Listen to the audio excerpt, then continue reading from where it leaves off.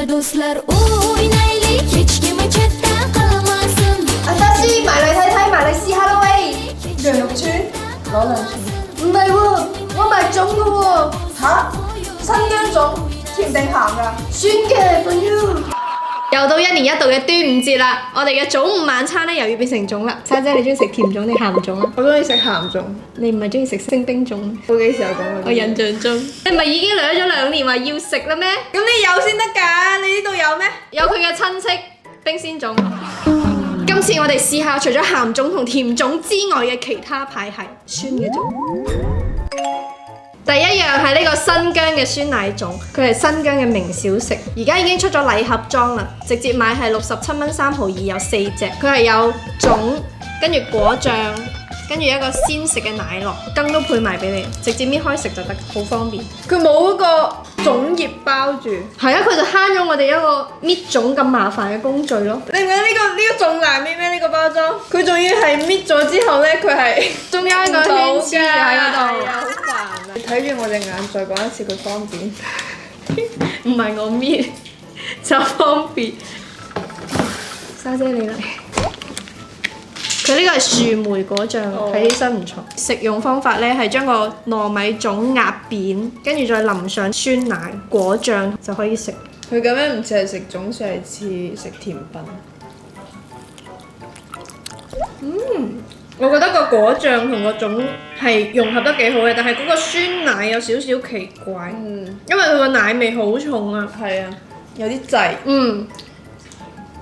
似真啲。我已經畢咗好大啖。酸奶真係有啲腍，但佢嘅糯米係幾好食嘅。佢啲糯米全部都煮得好腍。呢個唔係好啱我口味。啱唔啱你口味？個奶放少啲就啱。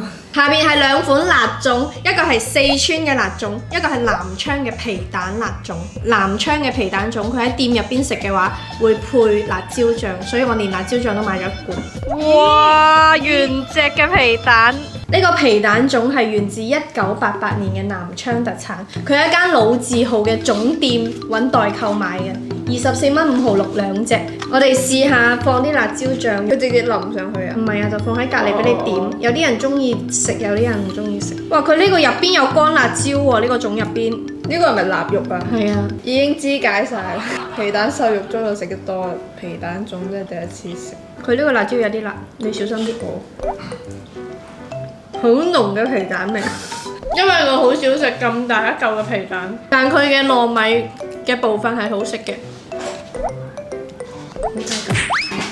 個皮蛋係咪有啲太衝擊？不過皮蛋味好重。係啊，哇！但係呢個粽係真係辣，我連辣椒都未蘸到，佢個粽入邊就已經辣辣地㗎啦。我覺得如果冇呢個皮蛋嘅話會好食啲。冇錯，因為佢嘅粽係辣辣地嘅，都幾開胃，幾好食嘅其實。呢個係嚟自四川嘅辣粽，係9蚊雞一隻。佢係以紅豆、糯米為原材料，跟住咧呢個糯米入邊係溝咗一啲花椒粉，所以佢成隻粽係會有少少麻辣嘅風味，好香啊！有啲滷水味，好似有啲嗰啲乜嘢五香粉嘅味，就係咁樣。所以將啲臘肉叉咗入去。呢個有啲令我醒起舊年衛龍嗰個辣條粽。哦，係啊，係啊，係，有嗰種味道。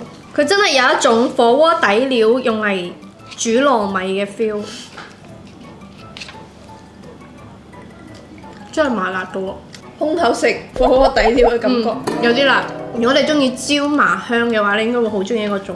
我已經覺得個嘴超辣啦。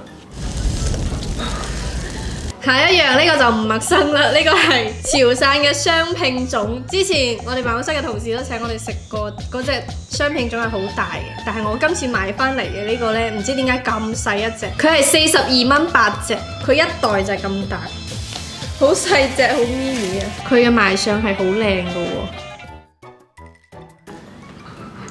點解我覺得佢留咗個紅豆沙係甜嘅？佢下邊啲嚿粽又好似係鹹嘅，冇上次食嘅好食。係咯，大隻嗰種好食啲。你點解唔買靚啲㗎？我見佢都係啲咁嘅嘢俾我食，見佢都係雙拼鹹甜粽，又有晒品牌咁，咪買佢咯。 5蚊幾一隻嘅，係咯。有啲咩肉啊？咪就係都唔平，所以先買佢咯。人哋會長個雙拼粽係10幾蚊。雙拼粽係好推食嘅薦嘅，但係呢個就唔係啦，呢個太 mini 啦。我錯啦，本身諗住可以食大魚大肉啊，點知明年買嗰啲包條海參入去嗰啲俾你食咯。誒唔使啦，明年你買星冰粽俾我食就得。嚟咗4年啦，都未食過星冰粽。老細聽到未啊？沙姐話嚟咗4年啦，都未食過星冰粽啊！我都冇食過星冰粽，近5年都冇食過。大家仲想睇我哋執咩咧？記得留言話俾我哋知喎。係啊，最好 add 埋國家風。